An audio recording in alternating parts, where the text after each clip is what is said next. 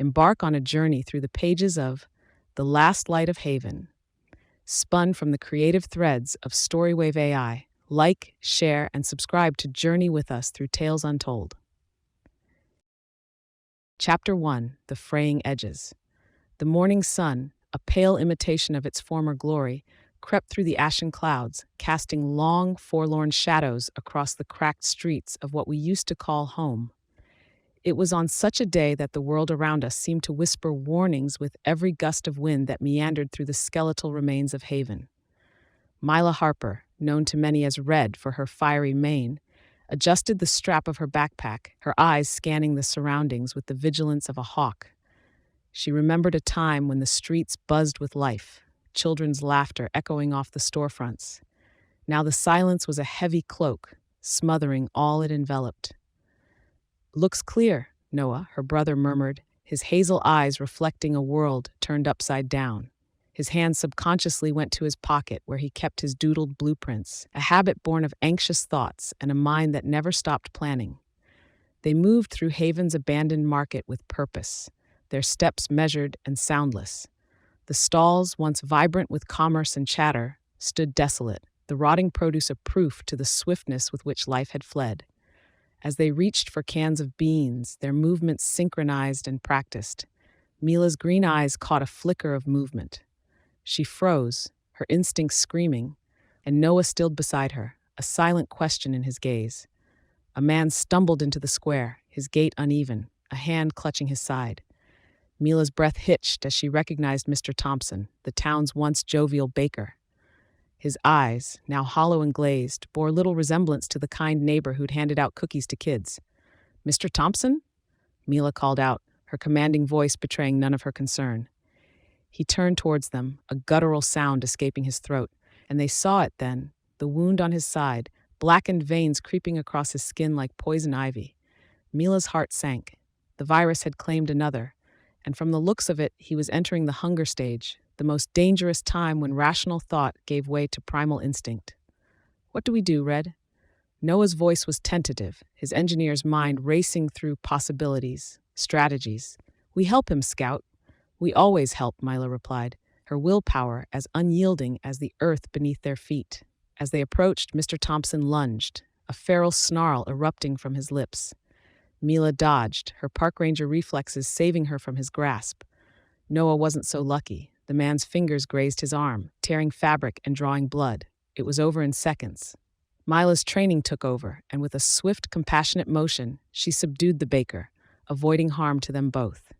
She caught her breath, looking down at the man who had once been a pillar of their community, now reduced to this husk. "We can't stay here," Noah said, his voice barely above a whisper. "Not with it spreading like this." Mila nodded, her mind turning over a recent rumor. A whisper that their father, all long thought lost, might still be out there. It was a thin hope, a wisp of smoke in a gale, but it was theirs to cling to. As they left the market, the weight of their reality settled on their shoulders like an unwelcome companion. The virus was closing in, the edges of their safe haven fraying like worn fabric. Yet, as the siblings walked back to their hideout, the day's discoveries churning in their minds, they knew one thing for certain: they had each other. And as long as that remained true, the last light of Haven would never go out. Chapter 2: Whispers of Madness. Dawn broke over Haven with a deceptive calm, the kind that dared you to forget, for a fleeting second, the nightmare the world had become. I, Mila, stood watch over the once familiar streets, where the air now carried a hint of something sinister, something that turned stomachs and set nerves on edge. Noah shuffled beside me, his eyes scanning the faces of those we passed. It was getting harder to ignore the abnormalities cropping up like weeds after a storm. Mrs. Jenkins, who ran the corner store, now hoarded raw meat like a dragon with its gold, and Mr. Klein, the quiet librarian, had taken to muttering to himself, his words a tangled mess of fear and confusion. "Did you see that?" Noah's voice was low, almost lost amidst the murmur of unrest that had settled over the town like a shroud. "Yeah," I replied, "and it's not just them. It's happening all over."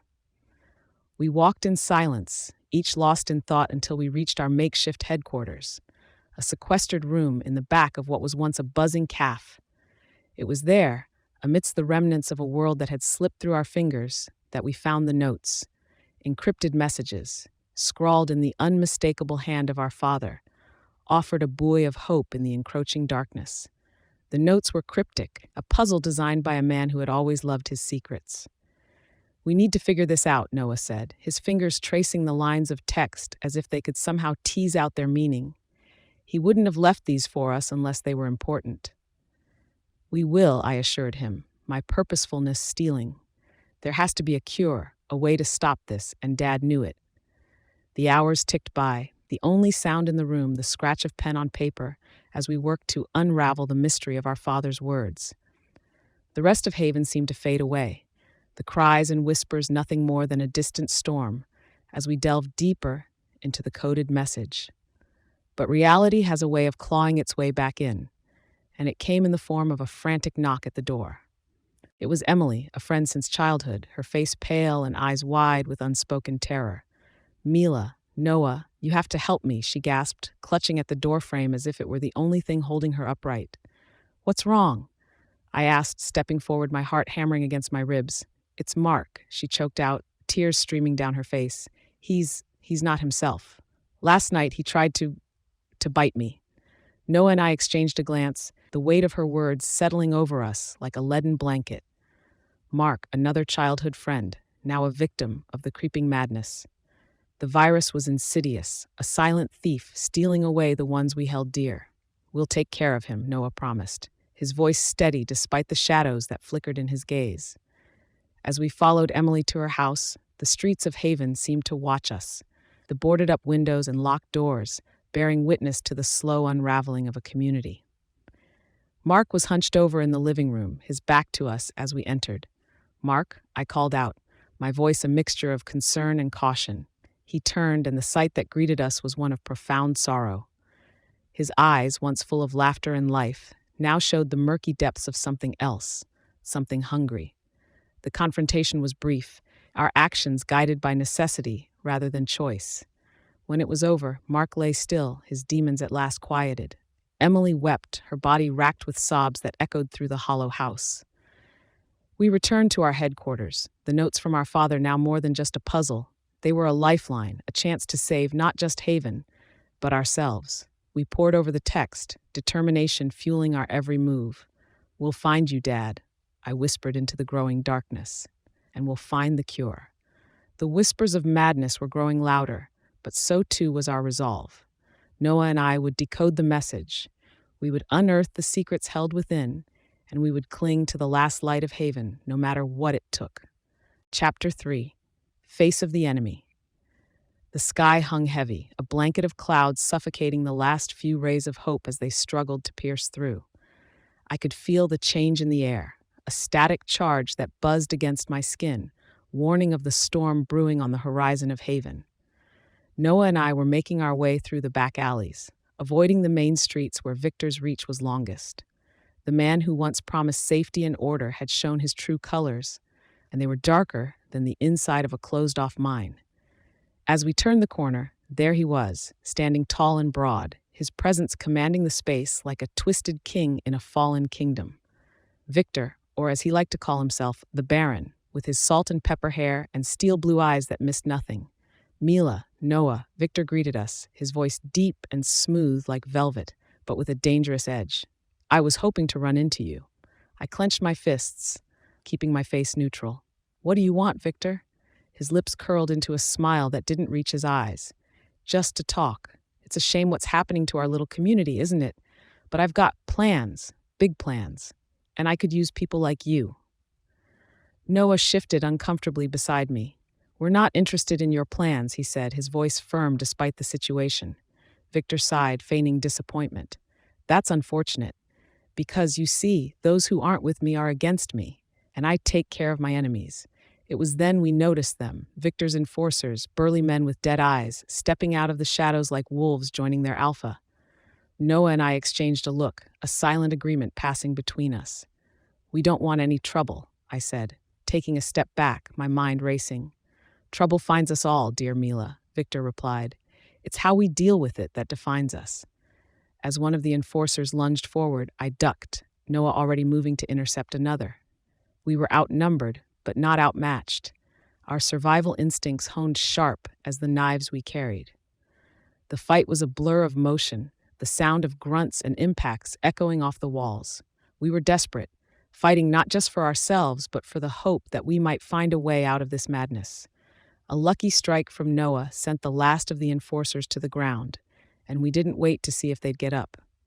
We ran, our breaths ragged, our bodies pushed to their limits. We didn't stop until we reached the old church, its spire a jagged silhouette against the gray sky. Inside, we found sanctuary among the pews, our chests heaving as we tried to regain some semblance of control. That was too close, Noah panted, his eyes wide with the adrenaline that still coursed through us. Yeah, but we learned something, I replied, my mind already turning over our next move. There's a place, Noah, a safe haven called the Peak. They say it's beyond Victor's grasp. Noah's face lit up with a spark of hope. Then we have to find it, Red. It could be our chance to start over, to really make a difference. I nodded, the idea taking root in my heart. The Peak could be the key, the place where the last light of Haven could burn bright once more. But first, we had to survive Victor and his dark ambitions. As the reality of our situation settled around us like the dust from a collapsed building, I knew one thing for sure. We were in this together, and together we would face the enemy, no matter what form it took. Chapter 4. The world closes in. The first flake of snow caught me by surprise, a solitary dancer descending from a leaden sky, twirling to the cold embrace of the earth. It was a silent herald of the chaos to come, a chaos that would soon envelop us all. Our group, a patchwork family of survivors, huddled in the remains of what once was a cozy mountain lodge. The crackling fire was the heart of our sanctuary, its warmth a fleeting reprieve from the biting chill that crept through the splintered walls. Noah, his brow furrowed in concentration, pored over the map sprawled before us. "We can't stay here," he said, his voice cutting through the hushed murmurs of our companions. "Victor's men know where we are. We need to move." I nodded, my gaze meeting his. "We head for the Peak. It's our best shot." The group stirred, uneasy whispers rising like the wind that howled outside. Emily clutched her coat tighter around her, the fabric worn thin from use. "It's getting worse out there, Mila. Are you sure we can make it?" "We don't have a choice," I replied, meeting her gaze with a firmness I hoped was convincing. "We've survived this far. We'll keep surviving." As we set out, the snow began to fall in earnest, a flurry of white that soon became a blizzard. The world around us disappeared, obscured by the relentless storm. Each step forward, a battle against the elements. The crunch of boots on snow was the only sound, a rhythm that anchored us to reality as the wilderness threatened to swallow us whole. Then the unthinkable happened. A shout, a scuffle, and suddenly the group was scattered, torn apart by unseen hands. "Noah," I called out, my voice lost in the howling wind. I spun, desperate to find him, but the snow was a curtain, impenetrable and unyielding. I stumbled, my foot catching on a hidden root, and the ground rushed up to meet me. The cold seeped into my bones, a reminder that nature was as much an enemy as the ones who hunted us. There was no time to waste. I pushed myself up, my hands numb and my breath coming out in ragged gasps. I had to find shelter, had to survive until I could reunite with the others. Through the veil of snow, a shape loomed, a cabin, its windows dark and foreboding. I made for it, my hope flickering like the flame of a dying candle. Inside, the cabin was abandoned, a relic of happier times. I barricaded the door, my body trembling, not just from the cold, but from the realization of how alone I truly was. Meanwhile, Noah, my brave brother, my scout, was out there making his stand. I could picture him, back against the unforgiving wilderness, facing our pursuers with a courage that made my heart swell with pride. I knew he would fight, that he would do everything in his power to protect our makeshift family. And I, in turn, would do what I must to rejoin them, to bring us back together. As the snowstorm raged outside, I huddled in the corner of the cabin, my mind racing with plans, with the need to act, to move, to find my way back to Noah and the others. The world was closing in, but we would push back, carve out our place in this new wild landscape. Hope was not lost, not while we drew breath, not while the last light of Haven still burned within us. We would survive the night, the storm, and the darkness that followed. We would survive because we had to, because it was the only thing left to do. Chapter 5, A Spark of Hope. The chill in the air bit at my skin, a pack of invisible teeth that gnawed relentlessly. Sheltered by the meager protection of the abandoned ranger station, its walls creaking like the bones of the earth, I, Mila, worked to start a fire. The flint scraped against the steel, desperate sparks leaping into the kindling, each one fighting to ignite. Back in the heart of the forest, where the trees stood as silent sentinels, Noah had taken charge, his voice carrying through the timberland, clear and more assertive than I'd ever heard it before. "We'll find her," he assured Emily, his gaze sweeping over the small crowd of weary faces. "Mila's tough. She's out there waiting for us, and we're not leaving her behind." Emily nodded, her eyes reflecting the flicker of hope that Noah's words had kindled.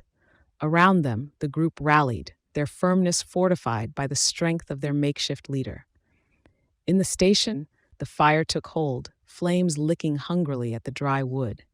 The warmth was a balm to my chilled bones, and I allowed myself a moment to appreciate the simple comfort it provided. But comfort was a luxury in a world where the wild had reclaimed its throne. A sudden rustle outside caught my attention, and I snatched up the rifle, its weight a familiar burden in my hands. Peering through the frosted window, I saw the shapes moving in the twilight, their forms distorted and grotesque. The infected wildlife, once creatures of grace and beauty, now moved with a jerky, unsettling gait. A deer, its eyes milky and vacant, stumbled into a clearing, followed by a raccoon that bore little resemblance to the masked bandit of old. I steadied my breathing, aimed, and fired. The sound shattered the silence, echoing off the trees like a thunderclap. The deer collapsed, and the raccoon scurried away, driven by the instinct of fear that even the virus couldn't erase. Meanwhile, Noah led the group with a quiet determination, his mind racing with plans for our rescue. "We'll approach from the north," he instructed, pointing at the map. "There's cover there, and it'll give us the advantage we need." "But what if Victor's men are waiting for us?" one of the group members asked, his voice tinged with the fatigue of a soul pushed to the brink. "We'll be ready for them," Noah replied, his confidence bolstering the man's flagging spirit. As night descended, I kept the fire burning, the flames of Pharos for Noah and the others. I clutched the coded message, the paper worn from constant handling. We had managed to decipher a fragment, a tantalizing clue that spoke of a cure. The hours crawled by, each one an eternity, until at last I heard the crunch of boots on snow. I grabbed the rifle once more, heart hammering, as shadowy figures emerged from the woods. "Mila!" The voice cut through the darkness, a lifeline thrown across the void. It was Noah, leading the others, their faces etched with the relief and triumph of a battle won. As they flooded into the station, the air filled with the sounds of reunion, of joy found in the midst of despair. Noah and I embraced, the bond of siblings unbroken by the trials we'd faced. "We got your signal," he said, his breath visible in the cold air. "The fire." I smiled, the wariness of my ordeal momentarily forgotten. "I knew you would." Together, we examined the decoded message, the words a puzzle that slowly yielded its secrets. It spoke of a formula, of a hope that bloomed amidst the decay. "We're close, Noah," I said, my voice steady with newfound determination. "We'll find this cure. For Haven, for us." The night pressed in around us, but within the walls of the ranger station, a spark of hope had been kindled, a flame that we would carry through the darkest of times. The world might close in, but we would push back, forging a path toward the light that awaited us. Chapter 6, The Feeding Grounds. The world had turned into a canvas of horror, painted with the gruesome brushstrokes of the virus's final, merciless stage. Mila and I, Noah, stood on the edge of what was once a peaceful meadow, now transformed into the feeding grounds of the afflicted. The ground squelched beneath our boots, the grass slick with the remnants of battles past, the air thick with the stench of decay. Groans and snarls filled the space around us, an uproar of despair as those newly turned roamed with hollow hunger. "We can't let that be us, Noah," Mila said, her voice steady despite the carnage that lay before us. I nodded, gripping my makeshift weapon tighter. "We'll make it to the peak, just keep moving." As we navigated through the wasteland, the grotesque reality of our situation was laid bare. A woman, her clothes torn and hanging from her emaciated frame, lunged at us, her teeth bared in a feral grimace. Mila reacted instantly, her movements precise and lethal, a dance she'd mastered out of necessity. The woman fell, and we pressed on, our hearts hardened against the pity that once would have consumed us. "We need to avoid the roads," I suggested, my eyes scanning the map. "If we cut through the forest, it'll give us cover." Mila agreed, her green eyes scanning the tree line. "It's risky, but it's better than being out in the open." The forest welcomed us with its shadowy embrace, the canopy above a tangled web that filtered the sunlight into fractured beams. We moved in silence, the only sounds our breaths and the distant cries that reminded us of the world outside. Suddenly, a figure stepped into our path, his presence like a dark omen. It was one of Victor's scouts, his eyes cold and calculating. "Well, look who we have here," he growled, a cruel smile twisting his lips. "The Harper siblings." Mila squared her shoulders, her stance unyielding. "Out of our way. We're not looking for a fight." The man laughed, a sound that held no humor. "You think you can just walk into the peak? Victor has plans for that place, plans for all of us." I felt a surge of anger at the thought of Victor's twisted vision, his ambition to shape the world in his image. "We won't let that happen." The scout's hand moved to his belt, but Mila was faster. In a blur of motion, she disarmed him, and I stepped in, my fist connecting with his jaw. He crumpled to the ground, and we continued on, leaving him behind. As we trekked deeper into the forest, our resolution solidified with each step. The virus's deadly potential was a stark reminder of what awaited us if we failed. "We'll get through this, Mila," I said, my voice a whisper amidst the rustling leaves. "We have to." Mila nodded, her auburn hair catching the stray sunbeams that fought their way through the foliage. "For Haven, for Dad, for all of us." The path to the peak was fraught with peril, but our path was clear. We would fight, we would survive, and we would find the cure that our father's message promised. The feeding grounds were behind us, but the journey ahead was ours to forge, a testament to the human spirit that refused to be extinguished. The last light of Haven still burned within us, a beamer in the darkness that we would carry to the very end. Chapter 7. The Heart of Darkness. The dank air of the cell clung to my skin like a second, grimy layer. Mila and I had been caught, our luck finally running out as we stumbled straight into a trap set by Victor, Haven's self-proclaimed ruler. His fortress, a labyrinth of concrete and steel that once served as the town's courthouse, had become our temporary prison. Mila paced like a caged animal, her athletic build tense with coiled energy. "We can't stay here, Noah. Victor's planning something. I can feel it." I leaned against the cold wall, the stone biting through the fabric of my shirt. "We'll get out. We always do."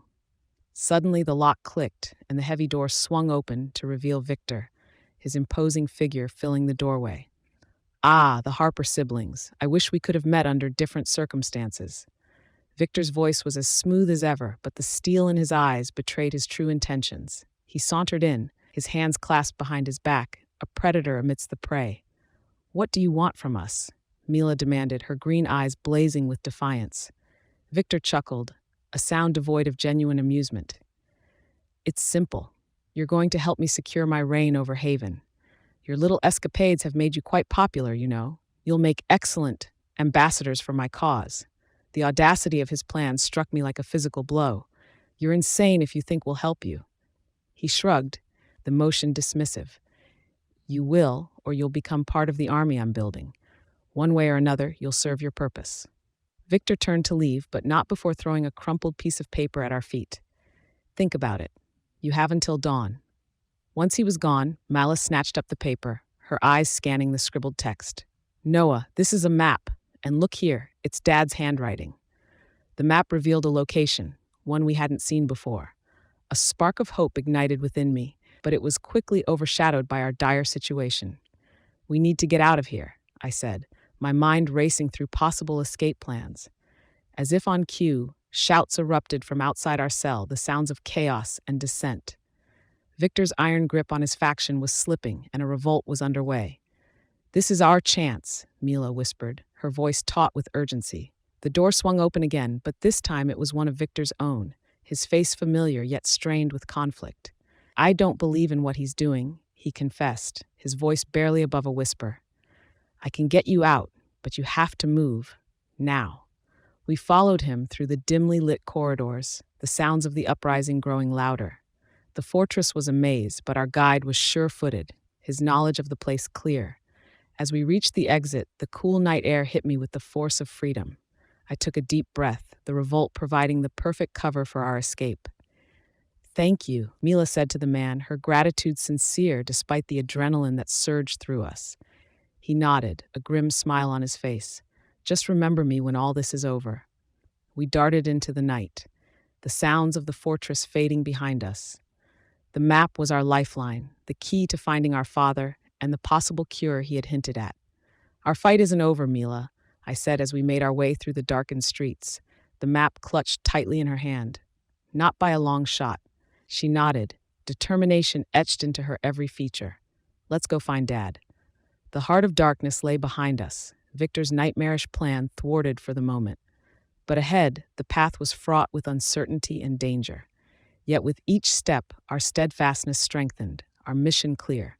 We would find our father, unlock the secrets he held, and bring the last light of Haven back from the brink. Chapter 8: Showdown at the Peak. The horizon bled with the first light of dawn as the peak loomed before us, a fortress amidst chaos, promising a sliver of sanctuary in a world gone mad. Mila and I, with ragged breaths and determined hearts, stood at the precipice of our final stand. Victor, with his horde of the lost and deranged, was closing in, and the air was electric with the anticipation of the imminent clash. Mila checked her rifle, her fingers practiced and sure. The peak, with its towering walls and fortified gates, had become the last bastion of hope for those unclaimed by the virus's cruel touch. We could see figures moving atop the parapets, vigilant sentinels preparing for the siege. "They're coming," I said, my voice steady as I peered through the binoculars. Victor's forces spilled from the tree line like a dark tide, their silhouettes stark against the awakening day. "Let them come," Mila replied, the green of her eyes hardening like emeralds in the sun. "We'll hold them off." The defenders of the peak rallied at our presence, their faces a tapestry of backbone and fear. Among them stood people of all walks, united under the banner of survival. There was Sam, the burly blacksmith, his hands as rough as the iron he once forged, and beside him, Leah, the schoolteacher whose gentle demeanor belied the fierce spirit within. The ground shook with the approach of Victor's army, a discordant march of footsteps that set my teeth on edge. "Positions!" I bellowed, and the defenders fell into line, a patchwork militia with a singular purpose. Victor appeared at the forefront of his legion, his figure radiating the twisted confidence of a man who believed he was destined to rule the ruins. "Surrender now, and I promise you mercy," he called out, his voice echoing against the stone. Mila scoffed, her finger caressing the trigger. "Your mercy is a lie, Victor. You'll have to come and take it." The battle erupted with the discord of gunfire, the air thick with the smell of gunpowder and the cries of the combatants. Mila and I fought back to back, our movements a choreographed dance of death we had perfected through countless trials. Amidst the chaos, a glint of metal caught my eye, half buried beneath the fallen. It was a syringe, the label worn but legible, antivirus prototype. Our father's legacy lay within my grasp, the key to the cure he had sacrificed everything to find. "Mila, I've got it!" I shouted over the din of battle, holding the syringe aloft. Her eyes met mine, and in them I saw the reflection of our purpose reignited. "Protect it with your life, Noah." The tide of the battle shifted as Victor, his face a mask of fury, cut a path toward us. His transformation, evident in the unnatural strength and resilience he displayed, made him a monstrous force to be reckoned with. But even as the defenders fell, a new hope rose among the survivors. The revelation of the antivirus spread like wildfire, igniting a ferocious counterattack that pushed Victor's forces back. As Victor loomed over us, I saw the moment of hesitation, the flicker of doubt that clouded his once impenetrable resolve. It was all Mila needed. With a roar that blended rage and sorrow, she lunged, her blade finding its mark. Victor fell, his dreams of conquest crumbling to ash. The battle waned, the remnants of his horde scattering to the winds, and within the rubble and ruin, we clutched the future of Haven. The origin of the virus, tied to our father's research, was a twisted tale of ambition and hubris. But now, we held the antidote to the darkness. "Let's end this nightmare," Mila said, her voice a warning signal in the aftermath of the storm. Together, we would rebuild, and from the ashes of despair, we would forge a new beginning. The peak stood as a covenant to our resilience, and as the sun climbed higher, casting its light upon the broken world, the last light of Haven shone brighter than ever before. Chapter 9: Light Amidst Shadows. The dust settled like a remorseful blanket over the broken streets of Haven, the silence after the battle almost as deafening as the chaos that had preceded it. As the sun crept over the horizon, painting the sky with hues of orange and pink, Mila and I faced the dawn of a new day, the weight of decision heavy on our shoulders. The air was still, the usual morning chorus of birds replaced by the soft, collective sighs of the wounded and the weary. We stood in the heart of Haven, the once vibrant marketplace now serving as a triage for the fallen and a gathering place for the survivors. Mila, with the cure in hand, looked at me, her auburn hair a stark opposition against the pallor of destruction. "Noah," she began, her voice cutting through the heavy air, "we have the power to change everything now. But how do we decide who gets the cure first?" I followed her gaze, which settled on the faces of those around us, each etched with suffering and hope. We start with the ones who need it most. We can't play judge and jury here. Our job is to save lives, not to decide who's worthy. Sam, his large frame hunched over a small fire, overheard us and nodded in agreement. "You're right. This ain't the time for vengeance. It's a time for healing." Leah approached, her once pristine dress stained with the toil of caring for others. "If we can stop the spread, we can prevent more loss. That's what matters." The conversation was a balm to the weariness that clung to my bones. Together, we made the decision to distribute the cure indiscriminately, to offer a second chance to as many as we could. As we administered the first of the doses, a murmur rippled through the crowd, a wave of cautious optimism that grew with each person who stood a little straighter, whose eyes cleared from the murky depths of infection. It was during these moments of quiet triumph that our father appeared, a shadow of his former self, his transformation halted midway by the antivirus. Mila's breath hitched at the sight of him, and I felt the ground beneath me shift imperceptibly, the world tilting on its axis. "Dad," Mila whispered, her voice a thread of sound. His eyes, once a vibrant blue, now a muted gray, met ours, and within them swirled the wisdom and sorrow of a man who had seen too much. "My children," he rasped, his voice barely above a growl, "you've done what I could not. You've saved Haven." The reunion was bittersweet, our father standing before us both a victim and a catalyst of the events that had shaken our world. He spoke of his research, of the virus that had been a misguided attempt to protect humanity from itself. "You must lead now," he implored, his hand trembling as it reached for ours. "Build a future from the ashes, one where this can never happen again."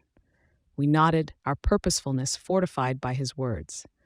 The moral lines that had once seemed so clear were now blurred, but our path was certain. We would rebuild Haven, not on the foundation of fear and control, but on the pillars of compassion and unity. The sun climbed higher, its rays piercing the shadows that had clung to our town. The last light of Haven was no longer just a marker of survival, but a promise of a new beginning. We would face the challenges ahead, not as warriors, but as healers and guardians of the fragile peace we had fought so dearly to achieve. And amidst the ruins, the seeds of hope took root, watered by the tears and sweat of those who dared to dream of a world restored. Haven would rise again, and with it, the light that would guide us through the darkest of times. Chapter 10: Dawn of a New Day. The first light of morning spilled over the shattered landscape of Haven, painting the broken buildings in a soft glow that seemed at odds with the desolation around us.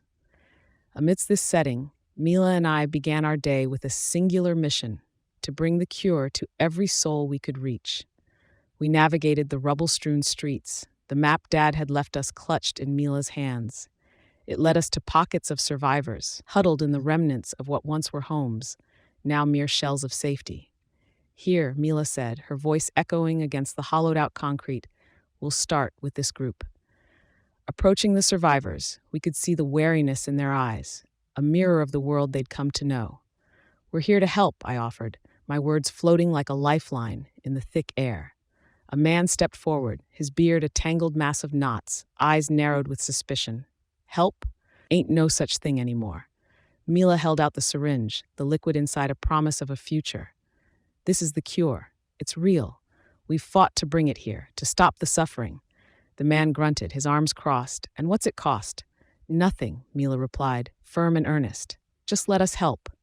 The exchange was long, the conversation a dance of trust and doubt. But as the first of them stepped forward, rolling up a sleeve, the tide began to turn. You really think this can fix what's happened?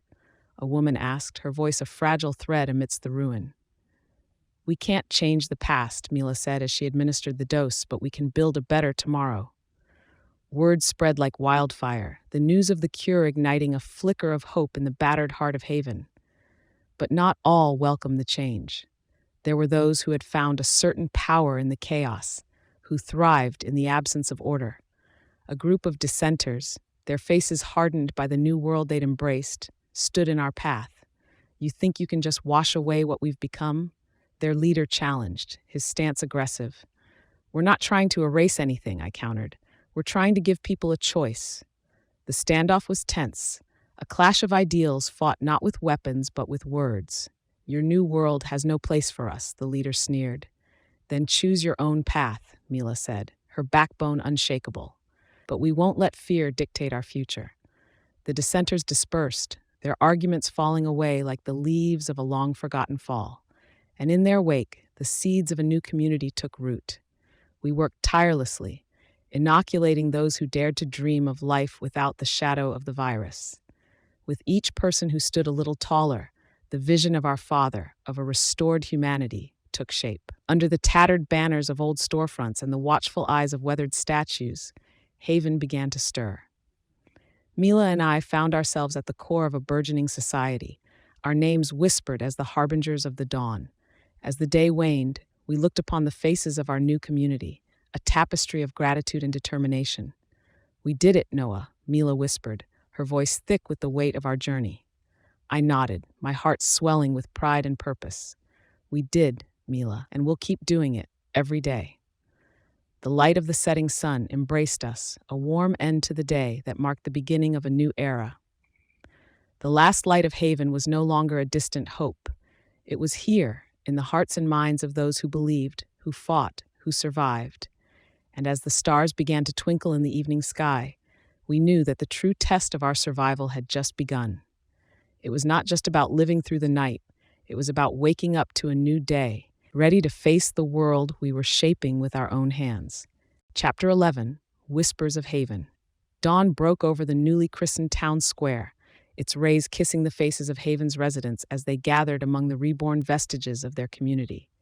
Mila stood beside me, her silhouette etched against the lightening sky, her auburn hair a fiery banner in the gentle morning breeze. The square, once a testament to desolation, now thrummed with life. The people of Haven, faces I had come to know as well as my own, moved with purpose, their actions weaving the fabric of a society rising from the ashes. Today was a day of remembrance, a day to honor those who had given everything so that Haven might endure. Sam had crafted a monument, its surface rough, yet imbued with the care of his calloused hands. Leah had arranged the ceremony, her voice soft as she called the assembly to attention.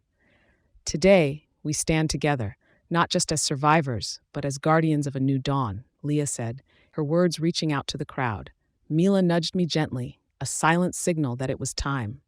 Clearing my throat, I stepped forward, the eyes of the community, our community, resting upon me. We've all lost someone, I began, my voice steady, though my heart was anything but. Friends, family. They gave their lives fighting a darkness that threatened to engulf us all. But look around you, we're still here. Their sacrifice was not in vain. Murmurs of agreement rippled through the crowd, a shared understanding of the weight of our collective grief. Mila then took her place beside me, her green eyes scanning the sea of faces. This monument isn't just stone and metal. It's a symbol of our strength, our will to keep going when everything seemed lost. We owe it to the fallen to live, to make Haven a signal of hope. Tears glistened in the eyes of our neighbors as they approached the monument, each placing a hand upon its surface, a silent vow to remember and to rebuild. The ceremony closed with a song, a haunting melody that Leah led, her voice a thread of silver in the quiet morning. And as the final note lingered, A sense of peace settled over Haven. Later, Mila and I sat on the steps of what once was the library, now a communal hub brimming with the promise of shared knowledge and growth. Today was hard, Mila confessed, her gaze distant. But seeing everyone come together, it gives me hope. I nodded, watching as children played among the new green shoots that pushed through the cracked pavement. We're making a difference, Mila. Dad would be proud. She smiled, a wistful curve of her lips. I like to think he's watching over us. Our conversation drifted to the future, to the whispers of other enclaves of survivors that had begun to reach our ears. The world was larger than Haven, and our journey was far from over. We'll reach out to them, I said, the idea taking shape like a map in my mind. Share what we've learned. Help them rebuild too. Mila stood, her figure resolute against the backdrop of our burgeoning town. Together, we'll bring light to every dark corner left in this world. As the day waned and the stars claimed the sky, the whispers of Haven were not of monsters or fear, but of life, of a community that had stared into the abyss and had returned with stories of courage. We, the Harper siblings, stood at the helm, not as saviors, but as equals among many, leading the way into a future where the last light of Haven was a light that would never again be extinguished. Our shared story comes to a close. We thank you for experiencing the last light of Haven alongside us. Let StoryWave AI continue to weave stories from your imagination by supporting us with a like, share, and subscription. Join us for more narrative voyages daily. March 2024. Till we meet again.